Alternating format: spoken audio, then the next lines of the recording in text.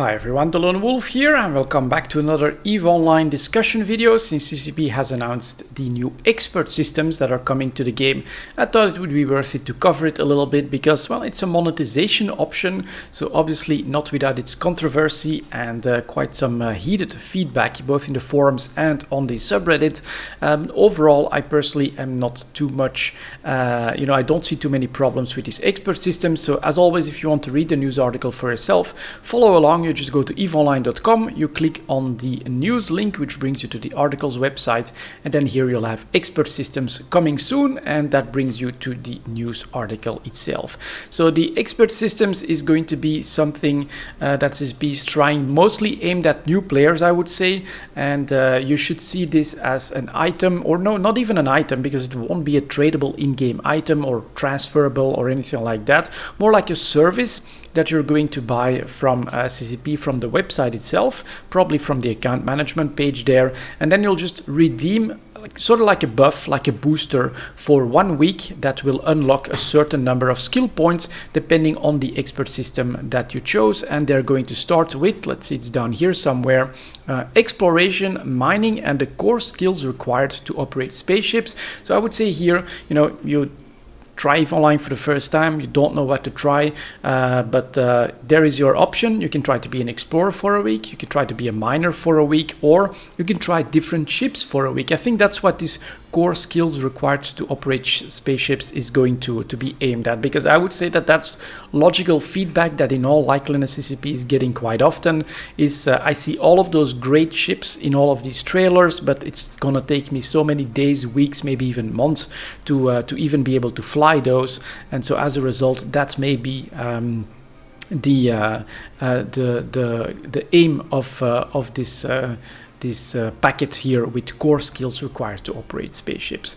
I think that's quite alright. CCP even hints at the reason why they're doing this, with over 1.3 million distinct human beings trying EVE Online for the first time in 2020. I think that says it all. A lot of people have interest in the game, try the game, download it, take their first steps, but then are kind of lost in the huge sandbox that is EVE Online, and so they're kind of hoping to be able to give players there a taste of what's it like to be an explorer, what's it like to be a miner, what could you work towards when you actually then commit your skill points, actually buy multiple ships and get through the whole process there. So it's sort of like a paid free taste, not even free, then a paid taste for the drug called EVE Online, and they're hoping that they can hook more people. I think a 1 week period is quite okay as well, as long as the price is reasonable. Then this should be enough for players to find their way into EVE Online and to then decide that, all right, I'm actually going to commit to this game without being feeling like a big monetary commitment, either like 2 weeks or a full month or something like that. I would say that's too long. So 1 week period, I think, is actually a pretty good choice on that from an economic standpoint. But let's perhaps also get that feedback going on the nature of the sandbox and this expert system. So you could say, from the start here, it won't be tradable, it won't be on the market, it's not an item, not even in the New Eden store. And so does it still align with the rules of the sandbox, which is something that I quite often talk about in these types of videos? And I would say that sure, it still does, because it doesn't actually create anything in the sandbox. It doesn't create skill points, it doesn't create stuff or ISK or anything like that. You could say it creates a little bit of stuff, as it will boost the efficiency of some players in mining, in exploration, and so it could maybe inflate their results a little bit. But let's be honest here, this is aimed at new players for a 1 week period. I really don't see that being such a disruption of the sandbox, especially if for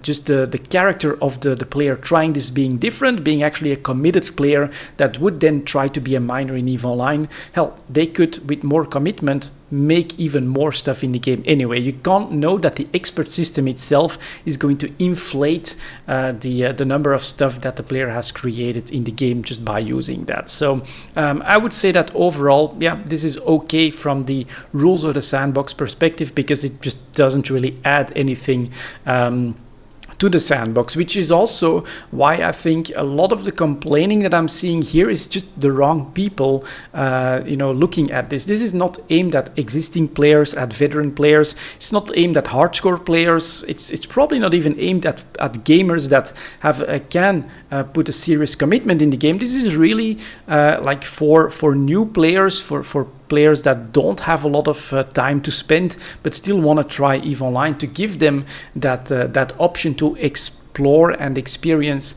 the game at a higher level, and then being able to make a choice without right away having to commit to a path. So if I start a game and I see an item like that, I immediately skip it, not the game but the item, because for me, of course, the experience itself, the journey of, all right, I'm going to try to be a miner, I'm going to skill up, I'm going to earn the ships, make the ships, buy the ships, start flying them, and then see if I like it. All of that, is for me part of the gaming experience, but quite a few players just don't have the time to commit to that for something that they don't know is going to be fun to them. And so as a result, CCP is coming out with the expert system as a response to that, and is doing so in a way that really will not disrupt anyone else's EVE Online experience. It won't be the new hidden store, it won't be on the market.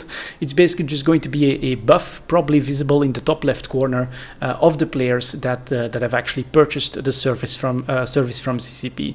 For anyone else, anyone that just plays the game, you won't notice the expert systems at all. So I don't see it as a big disruption for a sandbox, and I just don't see it aimed at me. This is aimed at people that want to try EVE Online and actually want to get that extra juicy taste before they commit, and hopefully it'll help them commit to a certain pathway in EVE Online. Where could I see potentially some problems? I would say two ways. Number one, the actual pricing point. So that's just, I can see two ways that this could go. If it goes too expensive, right, it could look like quite a predatory monetization of new players. I don't think you want to give that vibe either. See something like that as an option advertised, you click on it, it's a ridiculous price for a 1 week buff. That's just going to put people off of even trying the game, in my opinion, if you go too far that way.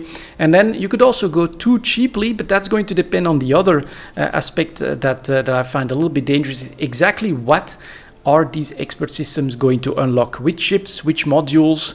Because there you could of course get a problem. If it's like really cheap, that it really is much cheaper than committing to like a 1 month subscription or something like that. And then you get like, maybe I'm just gonna go extreme here, Tech 2 mining barges with Tech 2 mining drones and everything. The max yield for a Hulk is all of a sudden unlocked for a full week for a very cheap price. Then you're gonna create a bot problem, in my opinion, that you don't want. And so, those are the two things: the pricing point and the details on which modules, ships, etc.